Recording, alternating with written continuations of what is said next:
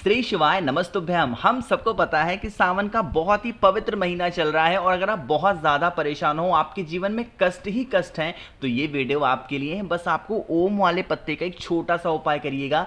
सावन का महीना खत्म होते होते आपकी बरसों पुरानी सारी मनोकामना पूरी ज़रूर हो जाएगी, जो कि पूज्य गुरु जी की कथा से सुन के बहुत अच्छे से आपको बताऊंगा, ठीक है ना। जिस भी दिन इस पूरे सावन के महीने में आपको टाइम मिल जाए, पहले दिन, दूसरे दिन, लास्ट दिन, चौथे दिन, जब भी मौका मिले इस उपाय को करके जरूर देखेंगे, ठीक है ना। चलो सबसे पहले हम लोग उपाय की बात कर लेते हैं, जो मैंने क्या लिखा है ओम वाले का। स्क्रीन पे आप सभी को लाल चंदन दिख रहा होगा, है ना। महादेव को कोई भी चंदन बहुत प्रिय है तो वो होता है लाल चंदन, ठीक है ना। ये लाल चंदन लेना, छोटी सी कटोरी में लेकर के इसका गाढ़ा सा पेस्ट तैयार कर लो, है ना। तैयार हो गया। अब उसके बाद में आपको जरूरत होगी एक बेलपत्र, सॉरी कितने बेलपत्र की, 5 बेलपत्र की आपको जरूरत होगी, जो कहीं से कटे पिटे ना हो। अब यहीं पे जो बताने जा रहा हूं ना, मेरी बात बहुत ध्यान से सुनिएगा। आपके पास में कितनी बेलपत्र है, 5 बेलपत्र। मैंने आपको लाल चंदन दिखाया, उसका पेस्ट बनवाया। अब उस पेस्ट को, जो बेलपत्र होगी ना, उसकी बड़ी वाली जो पत्ती होती है, उसी बड़ी वाली पत्ती पर एक बहुत ही प्यारा सा सुंदर सा एक ओम का निर्माण करना, जैसे मैंने कर दिया, है ना। कितने पत्तों पे करोगे, 5 की 5 पत्तों पे ओम का निर्माण कर देंगे। कर दिया। अब फिर क्या करेंगे, इस बेलपत्र को उठाएंगे, एक तांबे के लोटे में जल को भरिएगा और पहुंच जाना सीधा महादेव के शिवलिंग के पास में। फेस रखना है उत्तर दिशा, यानी कि नॉर्थ डायरेक्शन। तरीका समझेंगे, मैंने आपको कम से कम 100 बार बता रखा है, महादेव का पूरा परिवार शिवलिंग के ऊपर ही विराजमान है। तरीका समझेंगे, हम सभी के पास में 5 बेलपत्र है और उन सभी 5 के 5 बेलपत्र पे आपने क्या लिखा है, ओम लिखा है। जो सबसे पहली बेलपत्र आपको समर्पित करनी है, कहीं चढ़ानी है, तो वो विघ्नहर्ता भगवान गणेश के स्थान पे, यानी कि पहली बेलपत्र कहां पे, भगवान गणेश के स्थान पे। जो दूसरी बेलपत्र आपको समर्पित करनी है, वो समर्पित कहां पे करोगे, वो समर्पित करनी होगी आपको माता के हस्त कमल पर। यहां पे नियम और क्रम दोनों ध्यान रखना है। पहली बेलपत्र भगवान गणेश, दूसरी बेलपत्र माता के हस्त कमल पर मां पार्वती के स्थान पे। जो तीसरी बेलपत्र होगी वो समर्पित करनी है भोले शंकर के शिवलिंग के ठीक ऊपर। और हां, एक चीज का ध्यान रखिएगा, जिस तरफ आपने ओम लिखा हुआ है ना, वो शिवलिंग को टच होना चाहिए। आपको ऊपर से देखने पे बेलपत्र ओम दिखना नहीं चाहिए, वो नीचे की तरफ होना चाहिए। समझ रहे हो मेरी बात को। 3 बेलपत्र हो गए।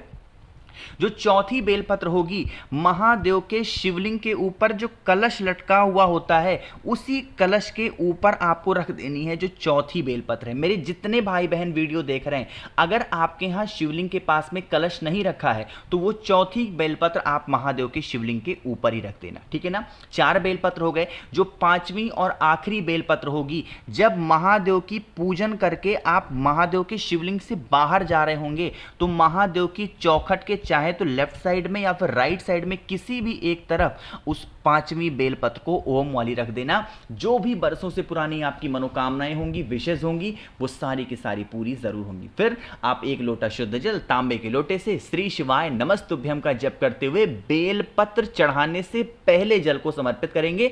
उसके बाद इन 5 बेलपत्र को चढ़ाइएगा, ठीक है ना। करके देखिएगा इन सावन के महीने में, चाहे वो मंगला गौरी व्रत का दिन हो, चाहे मंगलवार हो, बुधवार हो, कोई सा भी दिन हो, बट वो महीना सावन का होना चाहिए। करके देख लीजिएगा, ठीक है ना। तो पहले उपाय की तो हमने बात यहां पे कर ली है। आगे बढ़ते हैं अब इस वीडियो के हम लोग अपने दूसरे उपाय की तरफ। और ये जो दूसरा उपाय है वो भी आपको करना है बेलपत्र के साथ में, और इस उपाय का नाम है 5-5 वाला उपाय। कौन सा उपाय है, 5-5। समझेंगे।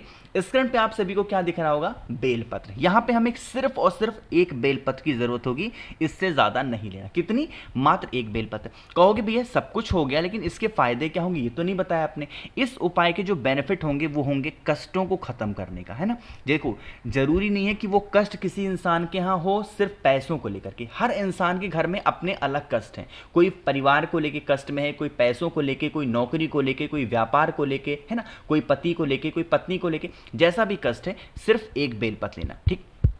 फिर एक तांबे का लोटा भी ले लीजिएगा, उसके अंदर जल भरिएगा और जल को भरने के बाद में पहुंच जाना सीधा महादेव के शिवलिंग के पास में, उत्तर दिशा की तरफ अपना मुख रखिएगा।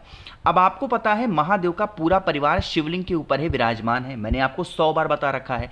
तो आपको पास में जो बेलपत्र है उस बेलपत्र को माता अशोक सुंदरी के स्थान पे समर्पित कर दीजिएगा, कुछ इस तरीके से, ठीक है ना। यहीं पे समर्पित करना, यहां से उठाना नहीं है। मैंने क्या बताया था आपको, इस उपाय का नाम क्या है, 5-5 उपाय। तो आपके तांबे के लोटे में जो जल है उस जल को हमें 2 भागों में बांट के चढ़ाना है। तो जो कलश में जल है वो आधा जल आपको समर्पित करना है 5 बार में इसी बेलपत्र के ऊपर कुंदकेश्वर महादेव के नाम से। पूरा जल खत्म नहीं करेंगे, जितना भी जल आप पे कलश में है आधा जल कहां पे चढ़ाएंगे, बेलपत्र के ऊपर 5 बार में। जो दूसरी बेलपत्र होगी वो आपको चढ़ानी है महादेव, सॉरी बेलपत्र नहीं, जो आपके पास में दूसरा वो नहीं है, तांबे के लोटे में जल आधा बचा हुआ, वो जल आपको 5 बार में फिर महादेव के शिवलिंग के ऊपर, यानी कि पहला जल थोड़ा सा महादेव के शिवलिंग के जलाधारी पे और बाकी का बचा हुआ जल 5 बार में महादेव के शिवलिंग के ऊपर, है ना। करके देख लीजिएगा, जो भी कष्ट होंगे, जो भी प्रॉब्लम आपके जीवन की होंगी या फिर चल रही होंगी, वो सारी समस्या आपकी खत्म जरूर हो जाएगी, ठीक है ना। तो सावन के महीने में करने वाले हम लोग 2 उपाय की बात कर चुके हैं। आगे बढ़ते हैं इस वीडियो के हम लोग अपने तीसरे उपाय की तरफ, और ये जो तीसरा उपाय है ये भी आपको करना है सेम दूसरे के तरीके से उपाय है, लेकिन इसका तरीका थोड़ा सा डिफरेंट है। उससे पहले जल्दी से करिए वीडियो को लाइक। मेरे जितने भी भाई बहन आवाज मेरी पहली बार सुन रहे हैं, चैनल को जरूर सब्सक्राइब करिएगा, ठीक है ना। देखो समझने की कोशिश करते हैं। स्क्रीन पे आप सभी को दिख रहा होगा बेलपत्र, लेकिन उससे पहले बात करते हैं इस उपाय के बेनिफिट की। इस उपाय का बस एक फायदा है और वो है बीमारी को लेके। कोई भी घर का व्यक्ति है जिसको बीमारी पीछा ही नहीं छोड़ रही है, बहुत दिनों से परेशान है वो व्यक्ति, तो आप इस उपाय को करेंगे, ठीक है ना। उसके लिए सिर्फ आपको फिर से लेनी होगी एक बेलपत्र जो कहीं से कटी फिटी ना हो।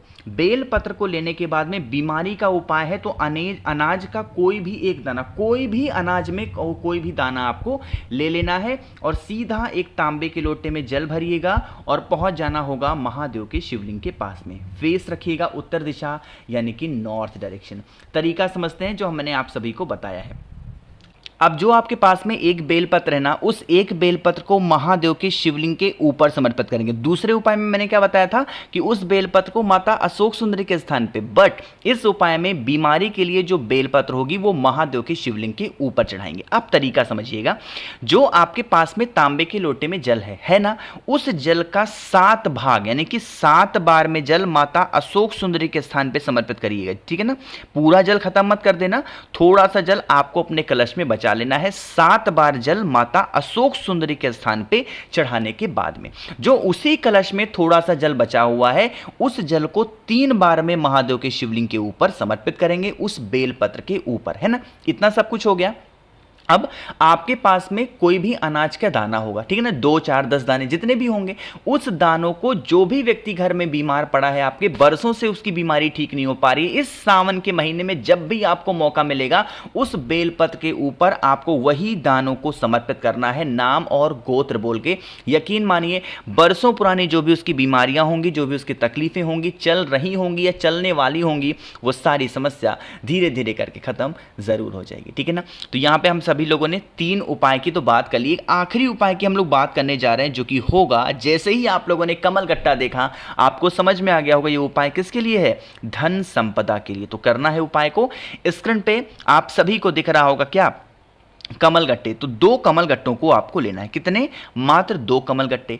2 कमल गट्टे के साथ में आपको महादेव की सबसे प्रिय चीज भी लेनी होगी, और वो चीज क्या है, बेलपत्र आपको लेना है।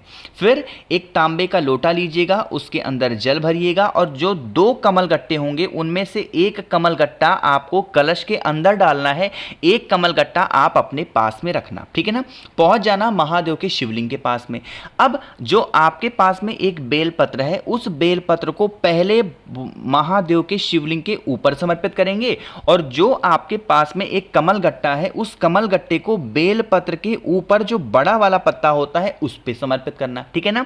फिर जो तांबे के लोटे में जल है, वो जल आपको इसी कमल गट्टे के ऊपर बिल्कुल स्लो मोशन में धीरे धीरे करके समर्पित कर देना है, ठीक है ना। जब समर्पित करोगे, जो जल के अंदर कमल गट्टा था उसको महादेव के शिवलिंग के ऊपर ही छोड़ देना है, लेकिन जिसके ऊपर आपने जल चढ़ाया है उस एक कमल गट्टे को उठा करके घर पे लाना। जहां पे भी रुपए, पैसे, गहने, जेवरात रखते हो उस स्थान पे रख देना। कभी भी धन संपदा की कमी आप पे घर में हो ही नहीं सकती, ठीक है ना। करके देखिएगा। तो यहाँ पे मैंने कोशिश की आप सभी को बहुत ही विस्तार से अच्छे से समझाने की। वीडियो पसंद आई हो तो लाइक करिएगा। कुछ पूछ पूछना है नहीं समझ में आया नीचे कमेंट सेक्शन में पूछ सकते हैं। मेरे जितने भी भाई बहन आवाज़ मेरी पहली बार सुन रहे हैं चैनल को ज़रूर सब्सक्राइब करेंगे।